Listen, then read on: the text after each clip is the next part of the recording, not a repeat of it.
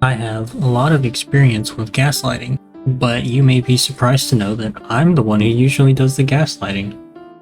Now, before you're totally put off by my confession, I'd like to clarify that I've only really used this type of manipulation to trick my friends into believing random things and to convince strangers in games of really weird things. I've used it like a fun addition to make gaming sessions more interesting. Might not sound much better to you right now, but that's only because the techniques I use to mess with my friends and the techniques manipulators use to gaslight people are conceptually the same. They rely on the same methods, so I'll explain it to you. Gaslighting is essentially persuading people to believe something that isn't true. There are a lot of varied definitions for it, but that's the core of it. The point is usually to trick somebody into believing you over others, even when you're lying or being unreasonable. It's a method of control because if you can make someone believe you're the only one telling the truth, then that means they start to mentally rely on you and look to you when they don't know. It's a position of authority with no substance or foundation, if that makes sense.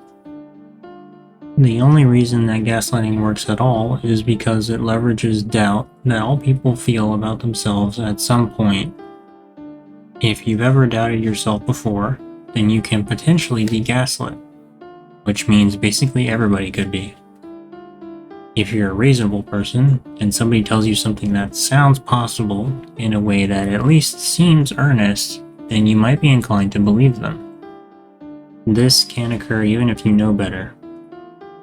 It's also significantly easier to believe someone than it is to challenge them on it, or even just mentally block it out.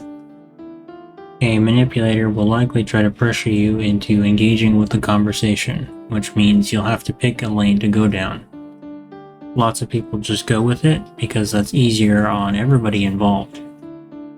Most people aren't willing to argue to the degree that manipulators will go, so they end up succeeding by default.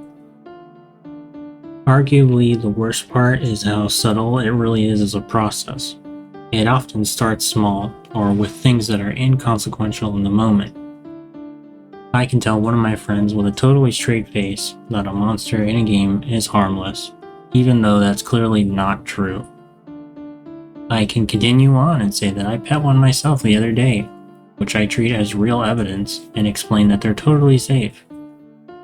I'm particularly mischievous, because I'll make up random details on the fly to add credibility to my explanation.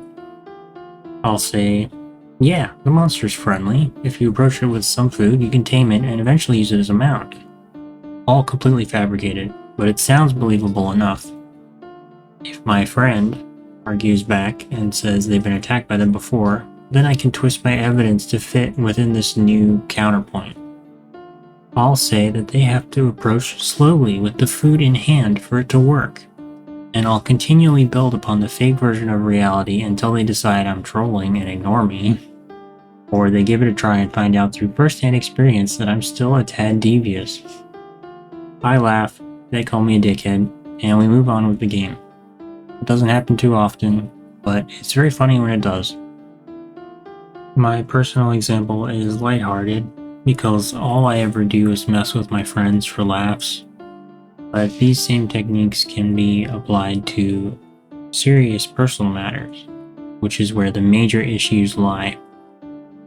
It's subtle, but highly effective when done in a consistent and deliberate manner.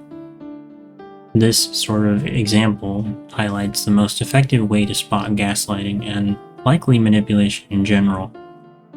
You see, because the point is to warp somebody's beliefs and not actually be honest, the details of the conversation will change based on how you respond.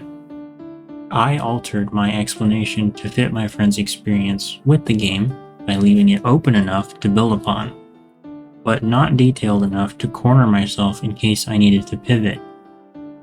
This deliberate vagueness is how a manipulative person is able to twist the narrative around you so that you'll believe it. The story will respond to you rather than progress naturally. So you have to be aware of not just how the details line up, but when they are introduced. If you respond with your own argument to disprove something, and suddenly that part is morphed to account for your argument, that's a warning sign. Stories can change, and people can be normally wrong, but the crux of gaslighting is that it will change to fit itself to your experience and pressure you into a false reality that seems plausible in the moment. The hardest pill to swallow is that you have to learn to trust yourself first, because that will solve basically all of the problems you might have. If you can trust that you know what you experience, or that you know what you want or how you feel, then you bypass the weak point that gaslighting uses. You also have to be willing to disconnect from a conversation because you can't win against a manipulator. I can twist the facts around until I've made logical knots large enough to crush somebody, and trying to argue against a story that constantly changes is a losing game. The only way to be a gaslighter is to not engage at all. Brush them off, laugh and say, "Nice try, buddy." Anything that doesn't involve trying to untangle the logical mess that's been crafted to trick you specifically. A lot of times, certain tactics are used to make people feel bad for something. Maybe they'll say something like, "You said you would, and I didn't think you were a liar." And these are meant to sting. They hurt because nobody wants to feel like a bad person. But I'm really going to emphasize that you have to trust yourself first.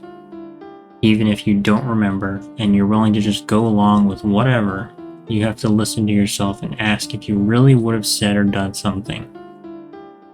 Perhaps you did agree to something, and you've changed your mind now. Don't let somebody leverage that against you. You can change your mind so long as you're honest with yourself. It doesn't make you a bad person to reconsider or realize something later. A reasonable person can respect that if you communicate it authentically, even if they're upset or annoyed at first. I might be a bit of a prankster, just a little bit, but I also understand the kind of damage that gaslighting techniques can really do. Some of it I know from personal experience with being manipulated myself, so I don't do it outside these inconsequential scenarios that don't really mean anything. I believe that understanding how and why it works is more important than dismissing it entirely. It's not charisma or smooth talking or anything fancy and complicated like that. It is simply a matter of being more persistent than the other person. If you refuse to play along and learn to trust yourself, then gaslighting just doesn't work.